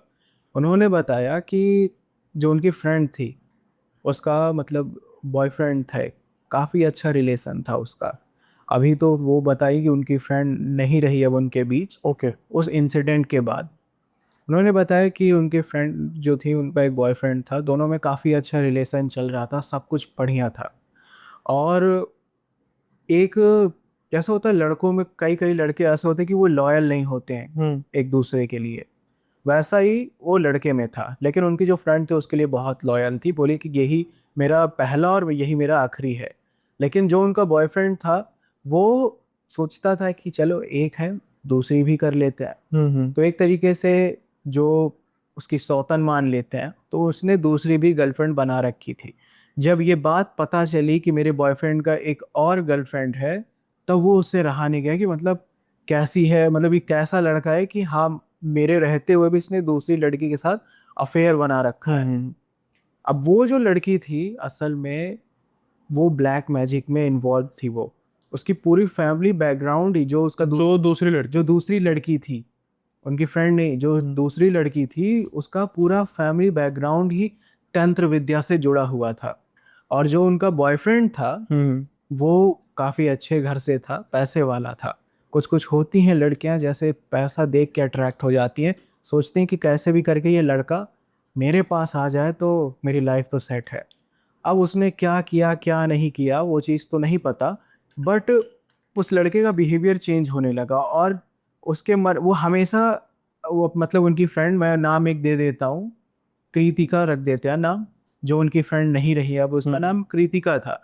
तो कृतिका जो बॉयफ्रेंड था कृतिका का, वो उनका बॉयफ्रेंड हमेशा अपनी दूसरी गर्लफ्रेंड से जिसके साथ अफेयर था वो कृतिका के बारे में ही ज़्यादा बात करता था। क्योंकि कहीं ना कहीं उसके भी दिल में प्यार था, बट कुछ ऐसा क्रिया उसने किया था कि वो अपनी गर्लफ्रेंड की बातें भूल नहीं पा रहा था, तो हमेशा उसी की ही बातें करे। तो उसको जेलस फील हुआ कि मैंने इसको इस पे सिद्धि कर भी रखी, बट कहीं ना कहीं घूम फिर के ये उस कृतिका का नाम ले रहा है। तो उसकी फ्रेंड मतलब जो उसकी दूसरी गर्लफ्रेंड, उसने क्या किया, मैं उसका दूसरी लड़की का नाम सोनम रख देता हूँ। तो सोनम ने क्या किया, कृतिका के ऊपर एक ऐसी एंटिटी छोड़ी जो कि छत्तीसगढ़ का अर्बन लेजेंड है, जिसका नाम है कोंदा भूत। मैं भूत बोल रहा हूँ लेकिन छत्तीसगढ़ में कोंदा भूतवा कहते हैं वहाँ पे। ये ब्लैक मैजिक में यूज होता है। जैसे भी आपकी दुश्मनी हो उसके ऊपर आप ये भेज दो, फिर देखो उसका क्या होता है। उसने भेजा, धीरे धीरे करते करते ना कुछ ही दिनों में कृतिका की वॉइस जो है वो एकदम से चली गई। वो बोलना ही बंद कर दिया उसने, और उसकी पूरी बॉडी एकदम वीक होती चली गई। और ना तो वो अपना दुख दर्द किसी से बता पाए ना कुछ। और वो जो कोंदा भूत होता है वो फिजिकली तो टॉर्चर करता ही है, साथ में फिजिकल भी वो होता है, और ये लड़कियों के ऊपर ही ज़्यादातर यूज़ होता है। इस एंटिटी का यही काम है कि जिसके ऊपर ये भेजा जाता है, क्योंकि ये लड़कियों के ऊपर ही किया जाता है, जिसके ऊपर ये भेजा जाता है ये उस लड़की के साथ गलत हरकतें करता है, फिजिकल होता है, साथ में उस लड़की को गूंगा कर देगा। और इतना तड़पाएगा मेंटली फिजिकली कि या तो वो खुद अपनी जान ले ले, या तो फिर वो समय के अकॉर्डिंग वो उसकी जान धीरे धीरे, कम से कम उसको 20-21 दिन लगते हैं उस इंसान की जान लेने में। उन्होंने बताया कि मेरी जो फ्रेंड थी वो मेरे से बात तक नहीं करती थी, हम लोग उसको देखने भी गए थे। वो जब हॉस्पिटल में एडमिट थी तो वो देख के कुछ बोलना चाह रही थी, बट उसकी आंखों में वो दर्द था, वो बस रोए जा रही थी मुझे पकड़ के। लेकिन उस टाइम पर मुझे ये चीज़ फील ही नहीं हो रहा था कि मतलब मेरी फ्रेंड क्या बोलना चाह रही है, बट हाँ उसकी आंखों में वो दर्द था कि कुछ वो बताना चाह रही है। लिख के उसने बताया भी कि जो मेरा बॉयफ्रेंड है उसने मुझे धोखा दे दिया है। अब उसको तो पता नहीं था कि इसके साथ ऐसा ऐसा हुआ। जब वो बहुत परेशान हो गए, जब उस उनकी जो बेटी थी, उनके पेरेंट्स भी बहुत डॉक्टर को दिखाए, क्योंकि उनके जो पेरेंट्स थे वो भूत प्रेत को नहीं मानते थे। अगर वो मानते तो शायद वो बच सकती थी कृतिका, क्योंकि मेरी राइटर ने बोला भी कि मैंने उनके पेरेंट्स को सजेशन भी दिया कि आप एक बार किसी बाबा को, किसी अघोरी को आप दिखा दो, शायद हो सकता है कि ये कोई ऊपरी चक्कर हो। तो उन्होंने कहा बेटा ऐसा है कि हम लोग ये फालतू के अंधविश्वास नहीं मानते हैं। लेकिन कोई भी चीज़ असर ही नहीं किया, और फिर उन्होंने बताया कि कुछ दिनों के बाद उनकी फ्रेंड की डेथ हो गई। बाद में उन्होंने उनके पेरेंट्स से बोला कि प्लीज़ एक बार आप लोग कर लो, देख लो, शायद कुछ पता ही चल जाए। काफ़ी उन्होंने फोर्स किया। और उन्होंने, राइटर ने बताया कि उनके पेरेंट्स, मतलब उनकी फ्रेंड के पेरेंट्स और उनके आपस में दोनों पेरेंट्स में अच्छी दोस्ती थी। तो उन्होंने काफ़ी फोर्स देने के बाद उन्होंने बाबा को बुलाया। बाबा ने जब आए, सारी चीज़ें जब उनसे बताई गई ना, तो उन्होंने कहा कि तुम्हारी बेटी पे क्रिया किया गया था, किसी ने छोड़ा था तुम्हारी बेटी पे। और वो बताया, फिर उन्होंने कोंदा भूत के बारे में पूरा बताया कि जो भी ये भेजा गया ये कोंदा भूतवा को, ये तुम्हारी बेटी को उसने गूंगा करके और तुम्हारी बेटी को इतना प्रताड़ित किया, इतना परेशान किया।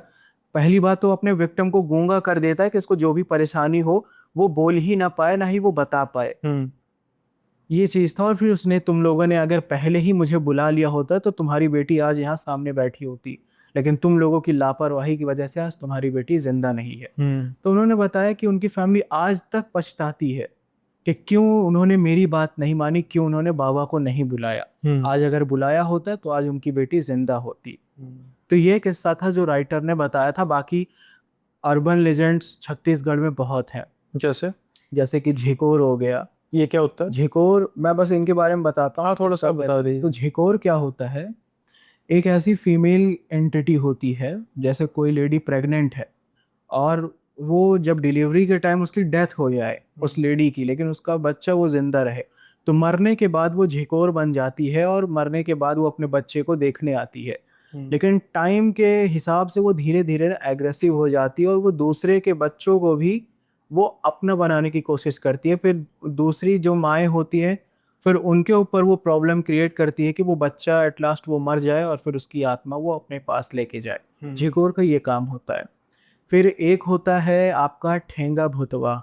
ठेंगा दिखाता है। नहीं, ठेंगा छत्तीसगढ़ में ठेंगा बोलते हैं, वो ला ठेंगा नहीं, लाठी को बोलते अच्छा हैं। अच्छा। जो बूढ़े लोग लाठी लेके चलते हैं वहाँ पे छत्तीसगढ़ बोलते हैं ठेंगा। अच्छा। तो उसका नाम है ठेंगा भूतवा। ये लाठी लेके चलता है और आपने भी सुना होगा कि बुजुर्गों के किस्सों में बीड़ी तम्बाकू ये सब मांगना, तो वो ठेंगा भूत का वही काम है। अच्छा अच्छा। अगर आपने नहीं दिया तो वो आपके साथ कुश्ती लड़ेगा, अच्छा, ऐसा है। बंदा प्रोफेशनल रेसलर ना भी हो। हाँ, वो या तो उसको आप जॉन सीना बोल लो या फिर ब्रॉक लेसनर बोल लो। वो प्रोफेशनल अखाड़े वाला आ ये जाता है। रेसलिंग का हाँ, अंडरटेकर। तो ऐसा है किस्सा। एक है मटिया भूत। अच्छा, ये क्या? अब इसके बारे में कॉन्सेप्ट तो नहीं क्लियर है मुझे, लेकिन नाम है मटिया भूत हो गया और रक्षा हो गया, सात बहिनी हो गया, ये सब अलग अलग है। बट इनके बारे में इतना कभी मैंने डीप में नहीं जानने की कोशिश की। बट देखते हैं आगे, अगर कभी बनता है कॉन्सेप्ट तो फिर आपको मैं बताऊंगा इसके बारे में। अरे आप हाथ कहाँ आते हो इतनी जल्दी? हाँ, ये तो है कि अब तो और नहीं आओगे, हाथ किसी और के हाथों में जा रहे हो। नहीं आएंगे टाइम भाई। देखिए, जो प्रोफेशनल है तो वो तो करना ही पड़ेगा, पर्सनल चीज़ अलग है। तो वो चीज़ है। कोई ऐसा भूत जो आपको, या कोई ऐसी एंटिटी जो आपको बड़ी अजीब लगी, यार ये बड़ी अजीब एंटिटी है यार, सम काइंड ऑफ फनी हो ना हो लेकिन अजीब बहुत लगी हो, या डरावनी कोई भी हो, उसका आपका आपका व्यू उसको लेकर कोई भी हो, लेकिन अजीब बहुत लगी होगी, भाई ये क्या चीज है, अजीब चीज है।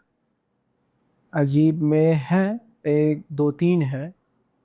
अजीब मेरे लिए वही होता है जो मतलब बहुत ज़्यादा समझने में नया हो, दिक्कत नया भी हो। नया भी हो और उसका काम भी बिल्कुल अलग हो। हम्म। अ, एक है सिंदूर हारनी। अच्छा। नाम सुना आपने? मैंने संदूर का सुना, उसके बाद नहीं सुना। सिंदूर हारनी, इसका मतलब नाम से ही पता चल रहा है जो सिंदूर को हर ले। हाँ, यानी कि या संदूर हर नहीं दूसरे कह के, सकते। हाँ, सिंदूर हरनी वही बोल सकते हो कि सुहागन औरतों को, जो उनके सुहागन औरतें तो उनके हस्बैंड को मार कर उसका सिंदूर हर लिया, यानी उसको विधवा बना दिया। और उसका मारने का तरीका भी अलग होता है। जिसको सिंदूर हरनी जिसको भी मारती है, जिस पे इंसान को, पहले वो उसको कुछ छलावा दिखाएगी, हमेशा रास्ते में उसको एक मटका दिखेगा। मोटस ऑपरेंडी जिसे हाँ, कहते हैं। वो उसको एक मटका दिखेगा, उस मटके में ना बहुत सारे आइटम उसमें होंगे, सिंदूर वगैरह पूरा, मतलब कि सुहागन आइटम उसमें होगा। और जो भी उसको टच भी कर लिया, समझो उसका खेल खत्म। और जब वो इंसान को मारती है जिसको भी, और एक चीज और है, वो कभी भी कुंवारे लड़कों को नहीं मारती, हमेशा शादीशुदा लोगों को मारती है। नेचुरली बात है, संदूर तो उसके ही हरेगी ना। हाँ। हाँ, तो सिंदूर हरनी का मतलब ये है कि दूसरे की औरतों को कुंवारे को तो संदूर होना बना चाहिए। रहा है। हाँ। तो भाई जब कुंवारा है उसको क्या फायदा उसको करके। हाँ। तो और ये चीज ना उसको, वो उसका डेडिकेटेड वही होती है कि मुझे किसको हरना है। उसी के सामने कोई कुंवारा होगा ना तो उसको, उसके पास कभी आएगी नहीं, नहीं उसको कभी दिखाएगी। और जब ये मरता है ना तो वो इंसान के अंदर तक पूरा सिंदूर भरा हुआ था, जीभ से लेकर अच्छा। आंख में, पूरी बॉडी सिंदूर से भरी हुई होती है। और मतलब बहुत खतरनाक है ये। जितना मुझे पता था ये है, बाकी डीप में नहीं गया मैं। सुरेश भाई, जो आपका आपका जो बिजनेस है ना, आप मुझे बता देना, अगर ये काटना होगा तो मैं काट दूंगा, ओपन नहीं कह रहा हूँ क्योंकि कई बार नहीं होता। अब आपका है बिजनेस कॉस्मेटिक्स का, है ना, जहाँ तक मेरा हाँ। मैं जानता हूँ। तो जैसे अभी आपने इनकी कॉस्मेटिक प्रोडक्ट्स की बात की, कुछ ऐसे प्रोडक्ट्स दिखते हैं, बिंदियाँ, ये वो संदूर टाइप कुछ है ना चीज़ें, यानी कि कुछ हद तक कई बार इनका जो इस्तेमाल है वो काले जादू में भी होता है। कई बार आपके पास कोई ऐसा कस्टमर आया जिसको देखकर आपको लगा हो कि यार ये मुझे अजीब लग रहा है, अब तो यार बता दो कि ये चलेगा ना, कोई बात अरे नहीं। कोई दिक्कत नहीं। क्योंकि भाई आपके बिजनेस के साथ ले लिया हाँ ना। हाँ, दो कस्टमर हैं ऐसे अच्छा। मेरे आँख में, मतलब वो एकदम फिक्स है उनका चेहरा। खटकते हैं सर। हाँ, क्योंकि उस औरत ने क्या किया था, क्योंकि मैं वो बताता हूँ अजीब क्यों लगा, और मैंने मोहल्ले में भी सुना उसके बारे में। वो औरत क्या की, हमारे यहाँ से लिपस्टिक लेके गई। लिपस्टिक हम लोग, पहली बात तो कभी भी अगर किसी कस्टमर को हम लोग लिपस्टिक बेच देते हैं तो अगर वो वापस आया कि भैया इसको प्लीज हो नहीं रिटर्न सकता। करके हमें दूसरा, मैं मना कर देता हूँ। क्यों? उसका रीजन सबसे बड़ा ये होता है कि जो लेडीज होती हैं, जैसे ये आपका क्या बोलते हैं जिसमें व्रत रहती हैं औरतें अपने हस्बैंड करवा चौथ। पे, करवा चौथ हो गया, और तीज का व्रत हो गया। ये सब में क्या होता है कि व्रत रहता है तो जो लिपस्टिक वगैरह लगती है सब साफ सुथरा होना चाहिए। हाँ अब मैं अगर कस्टमर से ले लूं तो भाई अगर मैं बेच रहा हूँ तो कहीं ना कहीं मेरे मन में अगर झूठी लिपस्टिक थी, वो तो है, झूठी हुई तो साफ मैं मना कर देता हूँ कि मैं झूठी लिपस्टिक नहीं वापस करता। वैसा कोई कस्टमर नहीं करता। लेकिन वो औरत के चेहरे पे देख के ही लग रहा था कि टू नहीं है वो। उसने लिपस्टिक लिया और बोल रही है भैया ऐसा है कि मुझे ये लिपस्टिक नहीं करना है, ये आप मेरे को दूसरा सामान दे दो इसके बदले। मैंने नहीं उसको किया वापस। मैं बहुत बहस उसने किया बट मैंने बहस नहीं किया। मैंने कहा देखिए आप बात को समझिए कि व्रत में भी हम लोग देते हैं, तो प्लीज़ आप ऐसा मत करो। कोई और आइटम होता हम आपको चेंज करके देते, आप बोलते हम आपको पैसा भी दे देते, लेकिन लिपस्टिक हम ये तो यूज वापस हो नहीं चुकी है, इसका करते तो हैं। कोई हाँ, है नहीं। हाँ कह रही भैया मैंने एक ही बार यूज़ किया। मैंने कहा आपने कहा किसी एक और ही बार किया, झूठी तो हो गई ना लिपस्टिक। अब उसके बाद वो नहीं मानी वो औरत। फिर जब मेरे पापा आ गए तो वो औरत थोड़ा समझ गई कि मामला थोड़ा गंभीर हो जाएगा। बोली ठीक है, चली गई वो। बाद में हमारे घर के बगल में और भी जो दुकानें हैं तो उनसे बताया कि भाई इस औरत को तुम लोग सामान मत दिया करो, एक नंबर की टो नहीं है। अच्छा, मैंने कहा टो नहीं मतलब कैसे भाई? हर किसी को टो नहीं बोलना भी अच्छा नहीं सही नहीं होता होता। है। हाँ, क्यों फालतू किसी का किसी को नंबर बदनाम करना। हाँ। हाँ। वो बोले नहीं भाई वो ऐसा करती है। वो जो लिपस्टिक इसने वापस किया, अगर आप वापस कर लेते ना तो आपका धंधा बंद हो जाता। कुछ कुछ होते हो ना कि वो उस पे ऐसा कुछ कर देते हैं कि आपने वो सामान रखा कि आपका धंधा चौपट। तो इसलिए वो मतलब देखो दो कस्टमर ऐसे हैं। एक बार इसी तरीके वो आई थी, वो भी इसी तरीके ही कुछ जूठा मीठा करके आई थी वापस करने। दोनों बार ही दोनों अलग अलग लिपस्टिक ही वापस करने आई। तो मुझे कहा कि जूठा करने वाला आइटम तो यही लिपस्टिक ही है, सही। और कुछ तो वो जूठा कर ही नहीं सकती है। तो ये चीज़ था मुझे। तो पापा ने भी मेरे साफ बोल दिया कि कस्टमर को जब भी लिपस्टिक बोलो तो आप, हम लोग एक छोटा सा बैनर वो लगाएंगे कि कोई भी लिपस्टिक है, खासकर लिपस्टिक, ना तो चेंज होगा ना ही एक्सचेंज होगा ना ही पैसे मिलेंगे, झूठी लिपस्टिक नहीं होगा। साफ इस तरह लगा दिया है। तो ऐसे हैं। बाकी हर कस्टमर के एक होता है। अब इतने साल से 2 ढाई साल से मेरी शॉप है। एक होता है कि इंसान को पहचानना। हाँ, अगर आप मेरी शॉप पे आए, आपके मुश्किल से 2 मिनट में मैं पता लगा लूंगा कि आप मेरी दुकान पे टाइम पास करने आए हो कि सही। एग्जैक्टली सामान लेने आए हो, सही बात। या फिर सिर्फ बस ऐसे घूम के आए चले गए। वो बातों से ही पता चल जाता है। तो वो हम लोग परख लेते हैं कि ये कस्टमर अच्छा है, कि इसका बिहेवियर कैसा होगा, ये सामान लेगा कि नहीं लेगा। तो हम लोग ऐसे ही फिर उस कस्टमर के हिसाब से वैसा ही डील भी करते हैं। जो कस्टमर अच्छे होते हैं वो पता ही चल जाता है बातों से ही कि लेगा ये कस्टमर ऐसा। सूरज भाई, बात ऐसी है कि जैसे आपको कस्टमर को देख के पता लग जाता है ना, उसकी शक्ल देख के पता, ऐसे ही आपकी शक्ल देख के भी ना मेरे बड़े व्यूअर्स को पता लग रहा होगा कि भाई एक पार्ट 2 आने वाला था। बंदा कहाँ गायब हो गया, धोखा वो मेरे साथ भी हुआ था। मतलब गलती आपकी नहीं थी। We we were suppose to shoot it on the same day, लेकिन आपकी तबीयत खराब हो चुकी थी, फिर मुझे लगा कि आप जल्दी आ जाएंगे। अब इस बात को 10 महीने हो चुके हैं, तुक नहीं बनता उसके बारे में डिस्कस करने का, लोग भूल भी चुके होंगे, लेकिन जिनको याद है उनका भी तो थोड़ा सा ध्यान रखना चाहिए। हाँ, तो इसको कंप्लीट ही कर दे। नहीं, मैं कंप्लीट भी नहीं, क्योंकि मैं फिर अब नए व्यूअर्स के लिए भी वो करना नहीं चाहता। हाँ। आदत लगी एक मेरे ने, मैंने जब आप बात कर लेते सोल्यूशन आया था, आपने थोड़ा सा जो एंटिटी के बारे में जिक्र किया था वो कर दिए। जो किस्सा आपने नेचुरली बात अपने चैनल पर तो नरेट किया होगा, हाँ। हम उसका लिंक डिस्क्रिप्शन में डाल देंगे ताकि लोग पूरी कहानी सुन सके। वो है ना, वो ठीक रहेगा। हाँ। वो पूरी कहानी सुन लेंगे आपकी जुबानी। वो मैं जो भी किस्सा है उसका लिंक डिस्क्रिप्शन में डाल दूंगा। जिन्होंने पार्ट 2 की डिमांड की थी तो वो प्लीज़ सब इंडिविजुअली सोलो में सुन लें, क्योंकि मैं नहीं चाहता कि इतनी पुरानी कहानी है तो फिर वो नहीं हो पाएगा, है ना, सही नहीं लगेगा। पर एक एंटिटी थी तिनायक, जहां तक मेरा ख्याल, तिनायक था ना नाम, तियानक। तियानक या तिनाहद, तियानक था। तियानक। तो तियानक। उसके बारे में मैं बड़ा उस चीज को लेकर क्यूरियस था कि तियानक की यार चीज क्या होती है। तो मैं किससे पर नहीं जाऊंगा, मैं सिर्फ उस एंटिटी की प्रॉपर्टी पर बात करके हाँ। खत्म करेंगे। देखिए, अम, तियानक से जुड़े दो हैं। सिर्फ मैं वो कॉन्सेप्ट बताता हूँ कि किस्सा उतना मुझे याद नहीं है। असल में ये नहीं, किस्सा हमने करना नहीं डिस्कस, हाँ। हमने सिर्फ कॉन्सेप्ट डिस्कस करना है। जो ये तियानक है ना, एग्जैक्टली ये फिलीपींस का ये है। अच्छा। हाँ, अर्बन लेजेंड फिलीपींस का। तियानक। फॉरनर बहुत है। हाँ।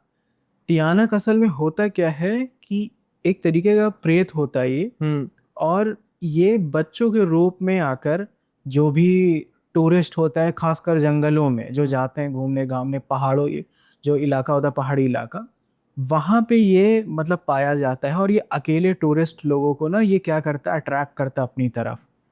जो तियानक होता है ऐसा दिखाएगा, प्रिटेंड करेगा कि वो बेचारा बहुत लाचार है, उसके मम्मी पापा खो गए हैं। तो जाहिर सी बात है बच्चे को हम देखेंगे, अरे बाप रे बेटा बेचारा पड़ा हुआ है। उसको जैसे ही आप उसके पास गए, वो आपके साथ रहेगा, आपका मातृत्व भाव वो अंदर से जगाएगा। फिर आप उसको अपने साथ रहे, जैसे ही वो थोड़ा टाइम स्पेंड करेगा और वो जान जाएगा कि आप किस टाइप के नेचर के हो, कैसा आपका बिहेवियर है, फिर उस हिसाब से वो अटैक करता है। और मतलब कुल मिला के वो बच्चे का रूप धारण करके वो अपने शिकार को हमला करता है, उनको समझ कर। और उसकी एक पहचान होती है कि वो अपने शिकार को कैसे मारता है, और अगर किसी की डेड बॉडी पड़ी तो कैसे पहचानेंगे कि ये तियानक का काम है। तो उसका एक यही काम है कि वो जब भी शिकार करता है तो अपने शिकार की एक आंख और उसका दिल निकाल लेता है। अच्छा, हाँ, एक आंख और दिल निकालता है, यही उसकी पहचान है कि ये कांड तियानक ने कर रखा है। मतलब ये जो आप कह रहे हो, पहले अपना बनाता है फिर हाँ, वो एक वो कहावत है ना कि एड़ा बन के पेड़ा खाता। बस बस बस वही चीज है। और ये तो फिलीपींस का है, हम्म। इंडियन वर्जन इसका। अच्छा, वो भी है। हाँ, इंडियन वर्जन इसका जो पहाड़ी जगहों पे है और जहाँ पे घने जंगल वाला इलाका है, वहां पे इसको क्या बोलते हैं, दो डेढ़ तीन फुटिया नाम कहते से। हैं, नहीं, डेढ़ फुटिया नहीं। हाँ। 1.5 फुटिया तो कच्चा कलवा भी एक होता है। नहीं, वो कच्चा का ये सब बच्चों की एंटिटी होती है। लेकिन यहाँ जो पहाड़ी इलाके हैं वहाँ पे घने जंगल है। एक तो बोला जाता है ये क्या बोलते हैं, दैत्य, छोटा दैत्य की करके क्या बिट्ठू बोलते हैं, राक्षस। बिट्ठू राक्षस। वो तो है ही है। अच्छा अच्छा। मतलब इसको एग्जैक्ट नाम मैं आपको बताऊं, हमारी वहाँ पे ऑडियंस बोलते पहाड़ी हैं इलाके से भी पीछल। ज्यादा हाँ, है। पीछल लगुआ। अच्छा अच्छा। पीछल लगुआ बोलते हैं तियानक का जो इंडियन वर्जन एक है। पिच्छल पैरी भी होती है। पिछल पैरी, वो तो पीछे जिसका पैर होता है वो पिछल है, वो ठीक है। पिछल है। ये है पीछल। पीछल यानी कि जो आपके पीछे लग जाए। हाँ हाँ, समझ तो गया। पीछल लगुआ गांव में बोलते हैं ना, अरे यार का लगड़े वाला वहाँ पीछे, पीछल लग लगे। बिहारी में बोलते हैं ना कि लग गईला, हमारे पिछुआ लग गईला हो तो वो बिहारी में। तो मतलब जो लगना होता है वो पीछे लग गया है वो आपके। एक बार आप उसकी नजर में आ गए तो आपको पीछे ही लग जाएगा जब तक वो मार नहीं देता आपको। Okay okay. तो वहां पे बोला जाता है पीछल लगुआ, इसका ये नाम है। और पूरा जो तियानक का काम है वही सेम इसका काम है। जो हमारे पहाड़ी क्षेत्र से देखने वाले लोग हैं वो थोड़ा सा इसको रीफ्रेम कर देंगे कि भाई क्या हाँ। चीज़ है ना, तो हमें भी इसके बारे में नॉलेज हो जाएगी, भाई के दिमाग में भी आ जाएगा कमेंट्स देखे कि हाँ ये सच ये था। तो भाई बड़ा मजा आया सूरज भाई, हर बार की तरह बहुत मजा आता है, डिस्कशन आती है अच्छी, क्योंकि आपकी जो नॉलेज है कमाल की नॉलेज है रिगार्डिंग एंटिटीज। जैसे हमारे, मैं सिंपल सा नरेटर हूँ भाई, कोई आपको पता ही है तो, लेकिन हमें 4-5 चीज़ों का पता है, डाकनी, ब्रह्मराक्षस, करण पिशाचनी। और आप जो नाम ले रहे हो इतनी वैरायटी है, आपकी फिर कॉस्मेटिक की शॉप है बनती भी ये लो, ये लो, ये भी लो। सही बात है। नहीं, ये चीज पता है क्या, ये रिसर्च से आएगा। हाँ, रिसर्च है। डीप रिसर्च जाओगे ना, उतना ही। मेरा मतलब क्या मोटिव रहता है, अगर मैं किसी एक स्टेट को पकड़ा कि भाई मुझे आसाम के बारे में जानना है, तो आसाम के बारे में पूरा डिटेल में घुसता हूँ कि क्या क्या यहाँ पे हुआ है। सही। आसाम के बहुत सारे अर्बन लेजेंड्स हैं। बिल्कुल बिल्कुल। ठीक है, टोटल 23 अर्बन लेजेंड्स हैं आसाम मैं में। मैं कोशिश करूंगा, मेरे अभी दिमाग में एक आइडिया है बात करते करते आपसे, तो इस पे मैं डिस्कस भी करूंगा। इस पर होएगा, कुछ करेंगे आप। सीरीज कह सकते हैं बहुत। मैंने तो मतलब अपने चैनल पे स्टार्ट करके वो खत्म भी कर चुका है। हाँ। मतलब ओवरऑल मुझे जहाँ तक मैंने देखा, जितना चैनल, पूरे ऑडियो स्टोरीज के जितने भी चैनल हैं, हम्म। आसाम के उन्होंने एक दो ही को कवर कर रखा है, जैसे जौकर पाल और पुआली भूत और ये बीरा बाक। बस मेरे चैनल पे A to Z जितने भी असम के अर्बन लेजेंड्स हैं, दैत्य, कोंदा भूत, और ये उन्नोइस हतिया, प्रसूता, और ये भोरा पाक, एक है बूढ़ा डंगूरिया, एंड ये क्या बोलते हैं, भाई आपका तो वो सीन, आप बात करो मतलब बस। बहुत हाँ, सारी बात चीजें। करो हाँ, बस। मतलब हर, और एक ये है क्या बोलते हैं, धौन गिलोई, धौन कुबेर, ये सब के बारे में पूरा कवर कर रखा है। तो मैं आपसे अपने पॉडकास्ट पे एक फॉर्मल परमिशन ले सकता हूँ कि मैं जब इन चीज़ों पर रिसर्च करूंगा तो उसमें आपके चैनल की आप रेफरेंस को भी यूज लिए आप यूज कर सकते हो रेफरेंस के हाँ, तौर पे। क्योंकि जैसे एपिसोड नंबर 200 हाँ। मैंने आपको स्पेशल फ़ोन किया था कि जब कुछ समस्याओं की वजह से मैंने कुछ 20 से 25 एपिसोड्स किए थे ऑडियो फॉर्मेट में, और फिर मैंने सोचा 199 पे मैंने क्लोज कर दिया था, और बाकी के एपिसोड को मैंने सीरीज का नंबर नहीं दिया, और मैंने सोचा था कि 200 से दोबारा फेस की मैं स्टार्ट करूंगा। तो मुझे था कि 200 को मैं करण पिशाचनी को ही करूं, लेकिन मुझे कोई भी करण पिशाचनी के बारे में इंफॉर्मेशन मिल नहीं रही थी, क्योंकि अभी की करण पिशाचनी सब्सक्राइबर का तो कोई स्टोरी आपको पता ना के बराबर होती है। हाँ। उसको हमने ओपन स्पेस में देखना होता है कि कोई अच्छी सी कहानी मिले, नहीं मिल रही थी। तो फिर मैंने आपकी परमिशन ली कि कर अपना सूरज भाई आपकी एक कहानी अगर मुझे करण पिशाचनी की मिल जाए, तो आपने बिल्कुल एक बार भी नहीं कहा कि नहीं भाई ऐसा। तो मैंने उसको जो एपिसोड नंबर 200 में करण पिशाचनी का जो किस्सा है वो सूरज भाई के चैनल का किस्सा है। तो इसी तरीके से अब मैंने इनकी फॉर्मल ले ली है परमिशन की, जो ये एंटिटीज है ना, हाँ। इसके बारे में अभी मैं ऑफ द कैमरा आपसे बात करूंगा कि हम और भी क्या कर सकते हैं, तो उसको लेकर एक सीरीज भी बनाएंगे। हाँ, तो ये तो अब ऑफ द कैमरा बातें होंगी, लेकिन उससे पहले इन कैमरास को क्लोज करना पड़ेगा, और उसको क्लोज करने के लिए हमें फॉर्मल विदाई लेनी पड़ेगी इस पॉडकास्ट में। तो इससे पहले कि आज का पॉडकास्ट हम खत्म करें, वैसे तो सूर्य को दिया दिखाने का कोई तुक बनता नहीं, लेकिन फिर भी जो लोग अभी भी सूरज भाई की या चैनल से उनके अनजान है, तो जो ये हैंडल यानी कि डिस्क्रिप्शन में टाइटल में हैंडल है, वहाँ पर आपको मिल जाएगा भाई का हैंडल सूरज की कहानियाँ @ वहाँ पर जाकर आप भाई के चैनल को क्लिक कर सकते हैं, टैप करके सब्सक्राइब कर सकते हैं, और जैसे ही आप उस चैनल पर जाकर टैप करेंगे आपको क्या मिलेगा, समंदर, कहानियों का समंदर। आप करेंगे ये कहाँ आ गया भाई क्या है। तो ये मतलब लॉन्ग ड्राइव पे जा रहे हैं, तो मेरे आपने एपिसोड सारे सुन लिए हैं, तो सूरज भाई के एपिसोड्स भी जरूर सुनिएगा। साथ के साथ ही मैं उम्मीद करता हूँ कि आप मेरे चैनल को भी सब्सक्राइब करेंगे, हाइप भी साथ में देंगे, लाइक करेंगे। और एक और चीज़, जैसा कि मेरे जो व्यूअर्स हैं जिन्होंने इनका पार्ट 2 की वेट कर रहे थे, लेकिन मैंने साफ तौर पर कह दिया है कि बहुत टाइम हो चुका, और को रिलेट नहीं कर पाएंगे नए व्यूअर्स भी, क्योंकि तब चैनल बहुत लिमिटेड था। कुछ 2-3 हज़ार सब्सक्राइबर थे, लेकिन अब बहुत बेस बढ़ चुका है, तो बहुत से सब्सक्राइबर को रिलेट नहीं कर पाएंगे। इसलिए जो वो किस्सा है, अगर आप उस किस्से को पूरा सुनना चाहते हैं, उसका लिंक मैं डिस्क्रिप्शन में प्रोवाइड कर रहा हूँ, ताकि आप उस किस्से को भी पूरा सुन लें और दोनों की बात रह जाए, है ना। इसी नोट पर हम आज का पॉडकास्ट सेशन यहीं पे समाप्त करते हैं, लेकिन इसी उम्मीद के साथ कि सूरज भाई धोखेबाजी नहीं करेंगे, जल्दी से चैनल पर आएंगे, आप भी उन्हें पूरा प्यार देंगे, और चलते चलते एक बार चेक कर लीजिए सब्सक्राइब कर लिया कि नहीं कर लिया, क्योंकि भैया अब ना मुझे ध्यान देना पड़ता है, लोग करते नहीं है, सुनते हैं लेकिन करते नहीं। सही बात है। हाँ, लोग मस्त मजा आया। मजा आया। अरे भाई क्या चैनल कौन था यार, वो सुना था कहानी, हाँ, याद नहीं कौन सा चैनल था। तो तो फिर लोग ऐसा ना करे, ये हमारी नालायकी है, बेसिकली बार बार कहना चाहिए हमें याद दिलाना चाहिए, रिवाइंड करना हाँ, आइए ऐसा। बिल्कुल। खैर, आज का सेशन यहीं पे समाप्त करते हैं, जल्दी मिलेंगे अगले सेशन में नए गेस्ट के साथ। तब तक के लिए बाय बाय, अपना ख्याल रखिए।